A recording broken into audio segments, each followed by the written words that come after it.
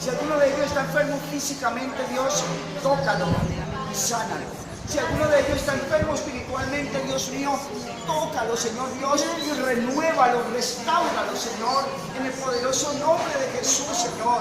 Que la misericordia tuya fluya, Dios mío, y que cada corazón, que cada hermano que está en este sitio reunido en esta mañana, Dios mío, sienta el poder de tu Santo Espíritu, Dios, que le dice: simplemente séme obediente, porque yo he puesto la marca de la vida eterna en ti, y tú eres mi hijo.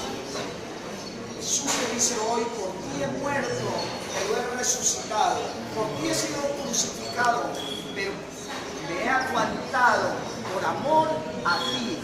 Así que seamos obedientes, y te doy gracias, Dios, porque hoy nos ha tocado con tu palabra, nos enseñas, nos instruyes, nos guías, nos redarguyes, nos bendices, Dios. Gracias, Señor Dios Todopoderoso, por tu magnífica providencia. Dios, gracias por estar en este sitio, Señor.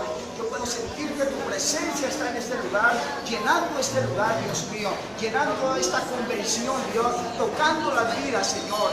Padre Santo, que al que no sabe orar, enséñale a orar, Dios mío.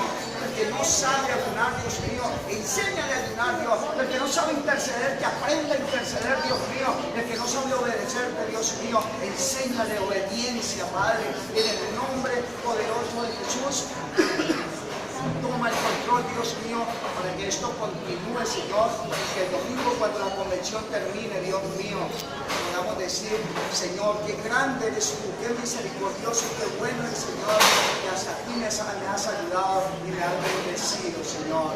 Bendice, Señor, a cada hermano y hermana que en esta mañana está en este sitio, Dios. Ayúdalos, Señor, fortalécelos, levántalo, Dios, en el poderoso nombre de Jesús. Gracias, Padre. Gracias, Hijo, y gracias, Espíritu Santo. Yo bendigo esta reunión en tu santísimo nombre. Bendigo a mis hermanos con tu poder, con tu bendición, la bendición del Padre, la bendición del Hijo y la bendición del Espíritu Santo. Amén y amén.